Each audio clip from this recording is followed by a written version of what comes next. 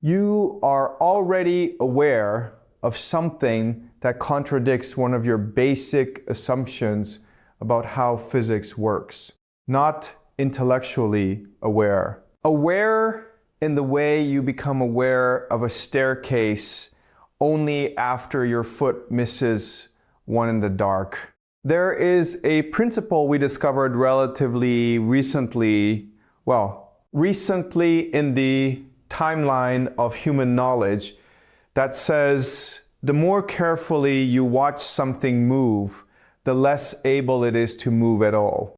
Not metaphorically, literally. A particle under continuous observation cannot transition between states the way an unwatched particle can. Which means observation doesn't just measure motion, it prevents it. And the reason that bothers me is the same reason you feel slightly uneasy in rooms where the proportions are wrong, which is something I did not expect to discover when I started looking into this. I came across this while working on something completely different. A problem about quantum tunneling that had nothing to do with observation. I was trying to understand how particles escape from potential wells, how an electron trapped in a box somehow ends up outside the box without ever being detected at the boundary. 3 weeks into it, I made one connection that was probably obvious to everyone who studies this field. And I was suddenly 5 hours in with 2 other papers open that I never went back to. What stopped me was a question that seemed almost too simple to be the thing nobody had answered clearly. I am still not sure I have answered it. I have gotten closer, I think, but closer to a hard question is not the same as close. This is the kind of problem I keep coming back to, which is why I make these, if that sounds like your kind of thing, you know what to do. Here is what the standard account says about quantum mechanics. And I want to be clear that the standard account is not wrong. It is just incomplete in a specific direction. What the research actually shows is something that contains the standard account the way a larger shape contains a smaller one. The smaller one is still there, still true, but it is not the whole picture. The part that is missing from most discussions is not missing because anyone is concealing it. It is missing because it requires accepting an answer that does not feel like an answer. That is where I want to take this. I am going to move through 3 things. First, what most people think about quantum measurement, which is actually reasonably accurate as far as it goes. Second, what the evidence actually shows about the relationship between observation and motion at quantum scales. Third, the implication of that evidence that almost nobody discusses, which is what this is actually about. The second one is not exactly a cause, by the way. I included it because its absence in most popular explanations matters more than any cause does. Let me start with what you probably already know, or at least what you have absorbed from enough documentaries and science writing that it feels like knowledge. Quantum particles exist in something called a superposition. They are in multiple states simultaneously until you measure them. The moment you acquire information about which state they are in, the superposition collapses. You get a definite answer. The particle is here, not there, spin up, not spin down. The standard way of explaining this sounds almost mystical. Reality is indeterminate until observed. Consciousness plays a role. The universe is waiting for you to look before it decides what to do. This is genuinely what many popular accounts suggest, and I understand why. It is strange. It does seem to implicate the observer in a way classical physics does not. But this is where the first incompleteness enters, and it enters so quietly that most people miss it. The collapse is real. The measurement does change the system, but it does not change it because you looked. It changes it because you interacted with it. You cannot measure a particle's position without bouncing something off it. A photon, another particle, some kind of probe. That interaction transfers energy. That energy changes the particle's momentum. You measure position, you lose information about momentum. You measure momentum, you lose information about position. This is not a limit of your measuring instruments. This is not something we will solve with better technology. This is built into the structure of reality at that scale. Heisenberg's uncertainty principle is not about uncertainty in the sense of we don't know yet. It is about indeterminacy in the sense of this thing. Genuinely does not have a definite value for both properties at the same time. The measurement does not reveal a pre-existing state. The measurement creates the state it reveals. You might be thinking that this only applies in specific conditions, and if so, you are right to think that, but it doesn't rescue the original claim in the way you might hope. Yes, at large scales, at the scales where you live, these effects are negligible. An electron in a metal lattice experiences countless interactions every second. And those interactions average out in ways that make the system behave like classical physics. But at the quantum scale, in systems carefully isolated from the environment, the rules are genuinely different. The measurement problem is not a problem we are gradually solving. It is a feature of quantum mechanics that we are gradually learning to live with. Now I want to introduce a word that I will use without defining immediately, and I want you to notice when I do define it because that moment matters. The word is decoherence.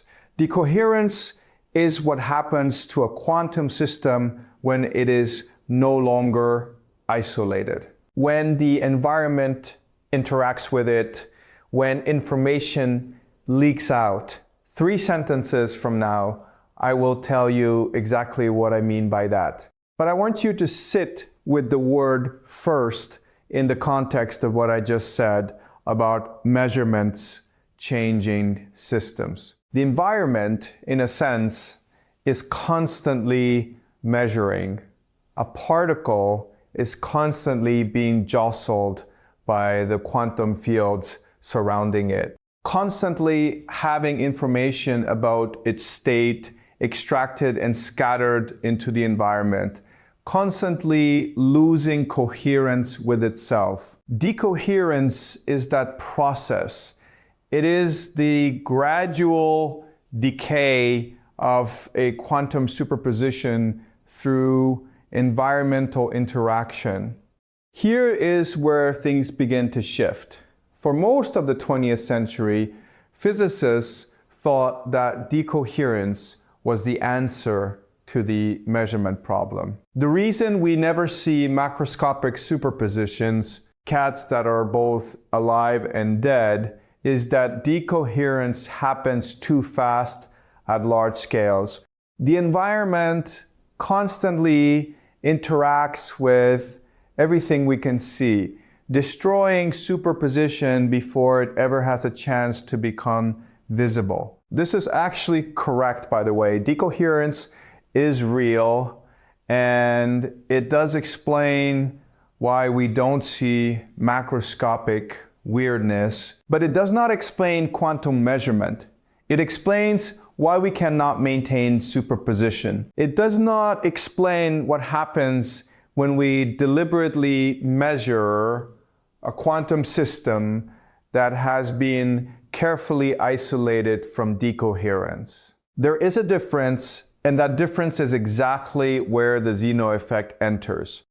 A man named John Stuart Bell, not the same Bell as Bell's theorem, though he was also a physicist and also changed how we understand quantum mechanics. He made a discovery in the 1970s that seemed almost trivial when he first published it. He showed mathematically that if you measure a quantum system at increasingly frequent intervals, you can prevent transitions between states. The mathematics was sound. Nobody paid much attention. For years, it was treated as a mathematical curiosity, something that could not possibly occur in nature because the conditions required were too artificial. You would need to measure something continuously, actually continuously, not almost continuously, not very frequently, continuously with no gaps, forever. Who does that? Who could do that? Nature does not operate that way. So physicists filed it away. Then in 2015, experimentalists at Cornell did something remarkable. They took atoms in an optical lattice, a grid of light that traps atoms in place, and they observed those atoms while the light pulses designed to move. Them were applied. They were asking a simple question: what happens if we watch while we measure? And what they found was exactly what Bell's math had predicted. The atoms remained in their initial state. They did not transition to the state they were supposed to transition to. The measurement, or rather the observation that preceded the measurement, prevented the motion from occurring. Not by accident, not as a side effect, as a direct consequence of the continuous watching. The researchers called it the quantum Zeno effect, named after Zeno's paradox, the ancient thought experiment where an arrow never moves because it is stationary at each instant in time. The mathematics had been right all along. Nature had been obeying it all along. We had just never looked carefully enough to notice. And this is where it gets strange. Not for researchers who have lived with this for years, but for you specifically because of what you already know from the last few minutes. If observation can prevent motion, then motion, actual real motion from one state to another, requires the absence of observation. A particle can only transition if nobody is paying attention. The moment you turn on the measurement apparatus, the moment you begin acquiring information about which state the particle is in, the transition freezes. The particle cannot move while you watch it move. This is not a limitation of the measurement. This is not something about the act of observation being disruptive in a way we could theoretically fix. This is the structure of quantum transitions themselves. I need to correct something I just said because I phrased it in a way that implies something too simple. When I said the particle cannot move while you watch it, I meant something specific, and I need to be precise about it because the imprecision is actually where most misunderstandings of the Zeno effect live. The particle cannot make a transition between quantum states while it is continuously observed. That is the actual claim. It is much narrower than observation prevents all motion.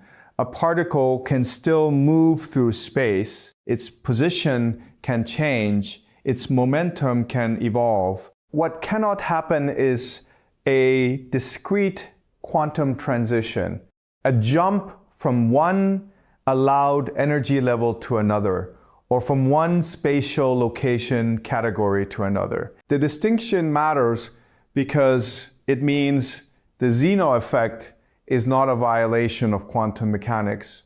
It is a consequence of quantum mechanics operating exactly as designed. Let me introduce a human character here because the mathematics alone does not carry the weight of what this means. There was a physicist named Baidyanath Misra who in the 1970s was thinking about precisely this problem. Misra was apparently the kind of researcher who would sit with a mathematical result for years, not publishing anything, just sitting with it, turning it over in his mind. He and George Sudarshan developed the mathematical framework that later became known as the Zeno effect. And Misra published one of the central papers on it in 1977. And then he largely stepped back from the field. I mention this because it is easy to think of quantum mechanics as something that emerges from a community, from a conversation between researchers, from the accumulation of experiments, all pointing in the same direction. And it does. But it also emerges from people like Misra who sit alone with a mathematical result and refuse to let it go until they understand what it means. The Zeno effect sat dormant in the literature for almost 40 years after Misra's work because physicists assumed it was too weird to matter, too artificial to instantiate, too impossible to observe. We were wrong about that last part. We were wrong in the same way we are often wrong about the limits of the possible. Now I want to zoom out for a moment and ask why this question exists as a question at all. What had to be true about how we understand quantum mechanics for the Zeno effect to become visible as a gap? The answer is that we had to have a complete mathematical theory first. You cannot discover a paradox in something you don't fully understand. Quantum mechanics was formalized in the 1920s and 1930s. It took about 40 years for people to realize that the formalism contained this result. It took another 40 years for anyone to actually try to test it experimentally. That means the Zeno effect was mathematically true for 80 years before we bothered to verify it was physically true. We proved it was real to the world in 2015, but it had been real the whole time. We just were not paying attention in the right way. This is the pattern in physics repeatedly. The mathematics shows us what is possible, and then we spend years arguing about whether it is physically relevant. Usually, the mathematics is right. We are just bad at listening. Here is what the research actually shows now that we have experimental data. The Zeno effect is not a rare edge case. It occurs reliably whenever the conditions are met. You can measure how strongly you suppress a quantum transition by adjusting the frequency of your observations. Higher frequency observations suppress transitions more effectively. Lower frequency observations allow more transitions to occur. You can dial the effect up and down like a knob. You can even create anti-Zeno effects, regimes where more frequent observations actually accelerate transitions instead of suppressing them. The physics is that responsive, that precise. What we had discovered was not a bug in quantum mechanics. We had discovered a control dial on quantum transitions themselves, which means observation is not merely disruptive, it is actively regulatory. It doesn't just measure what is happening, it changes the probability landscape of what can happen. You are probably expecting this to start wrapping up. I thought so too at about this point in the research. But here is what I did not expect when I started looking into this seriously. Everything I just described, the mechanism, the conditions, the feedback loops, that is the part that is relatively well understood. The part that is not well understood sounds, when you first hear it, like it should be simple. It has the structure of a simple question, but it has resisted simple answers for a surprisingly long time. And I think the reason it has resisted them is that we keep trying to answer it from inside the framework it is actually about. The question is this: what counts as an observation? I don't mean that in a philosophical sense, though philosophers have spent centuries with that exact question. I mean that in a practical, experimental sense.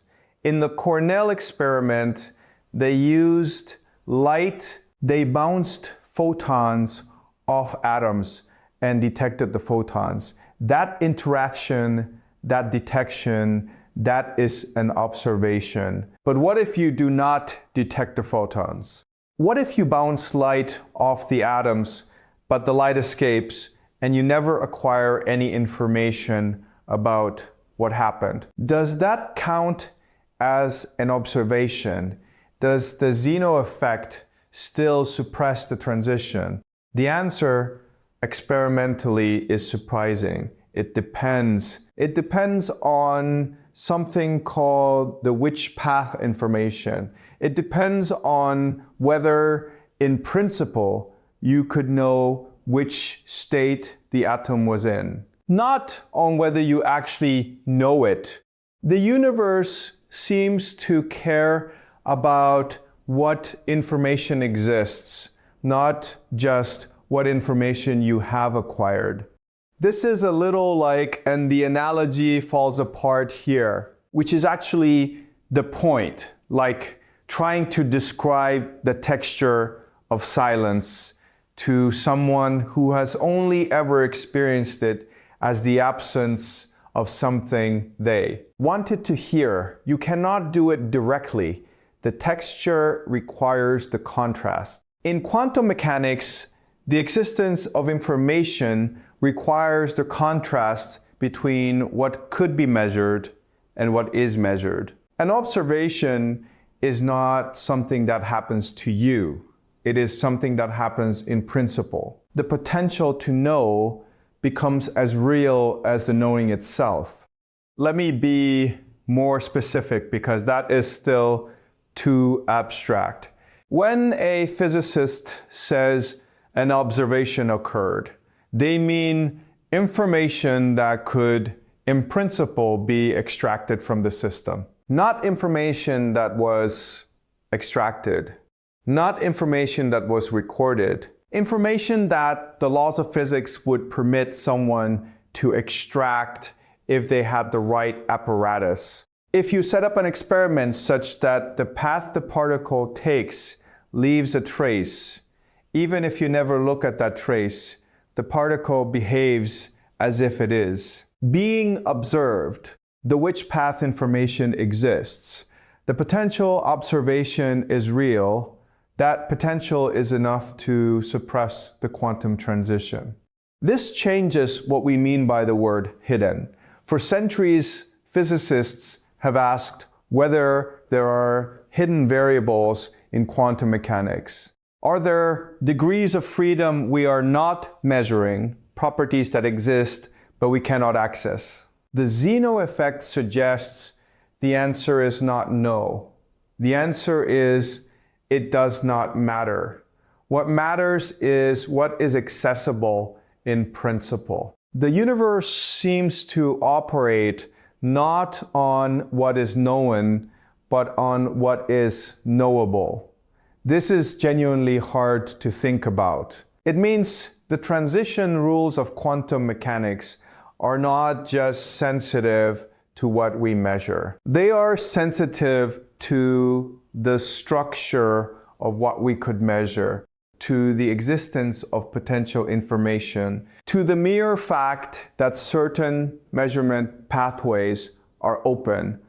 There is one more layer to this that I want to take you to, because it is where the deepest question lives. We have established that continuous observation prevents transitions. We have established that the definition of observation includes potential information, not just actual information. But here is what almost nobody asks. If observation prevents motion, then what counts as a transition if no observation can occur during it? How does any transition happen at all? If the particle is always in the universe, and the universe always has the potential to observe it, and observation prevents transitions, then how is change possible at all? The answer physicists have converged on is this. Transitions happen in the gaps, in the moments where observation is not potential, where information has not been extracted and cannot be extracted, in the instance where the measurement apparatus has not yet been set up, where the configuration of the system is such that no which path information exists. Motion, real quantum motion, requires a kind of darkness. It requires moments where the universe does not know what the particle is doing. The particle can only move by moving through moments where motion is not being tracked. Not metaphorically, literally.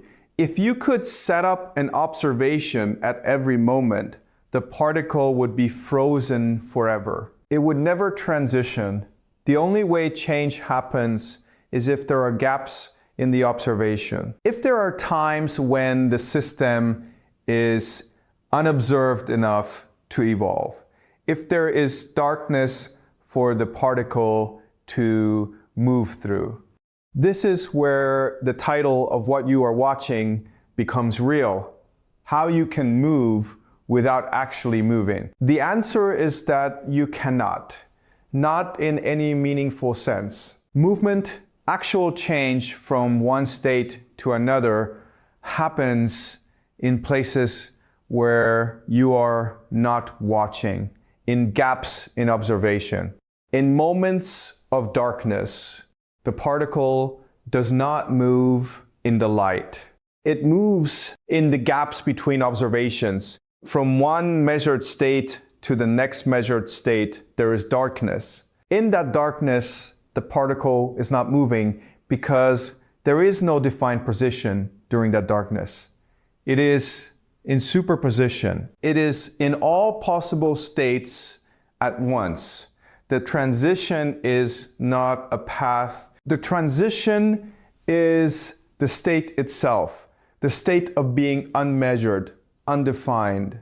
When the light comes back on, the particle is in a new location. But the journey from the old location to the new location did not happen in any observable way. It did not happen by moving through the space between them. It happened by ceasing to be definite and then becoming definite again in a different place. Think about what that means if it is true. Think about what it means that motion requires darkness to happen. Think about what it means that particles can only change states when nobody is looking. Think about what it means that the moment you turn on the apparatus to measure whether something has moved, you prevent it from moving. The Zeno effect is not a paradox. It is not a limitation of measurement. It is the way change actually works at the quantum scale. And the reason you feel uneasy about it is not that it is strange. It is that you are sensing something real about the structure of reality. You are sensing that motion is not what you thought it was. You are sensing that change requires absence, that action requires inaction, that being observed and being in motion are mutually exclusive states. I am back where I started, more or less. That principle, the one I mentioned at the beginning, the one that might have seemed impossible, I understand it better now in the ways that can be made precise. And I understand it worse in the ways that cannot be made precise at all. Motion requires darkness. Observation prevents motion. But neither of those statements fully captures what is happening because the precision breaks down exactly where the question gets interesting. Is the particle moving through the gap, or does the gap allow the particle to be in multiple places? Is the transition a path through space, or is it a transformation of quantum states? Is darkness the absence of information, or is it a genuine physical condition? These are not questions that better measurements will answer, because the questions are themselves about what measurement means. The darkness is not something we will ever illuminate. The more we observe, the more it recedes. The more we try to catch a particle in the act of moving, the more it refuses to move. I think that is probably the honest place to stop for now.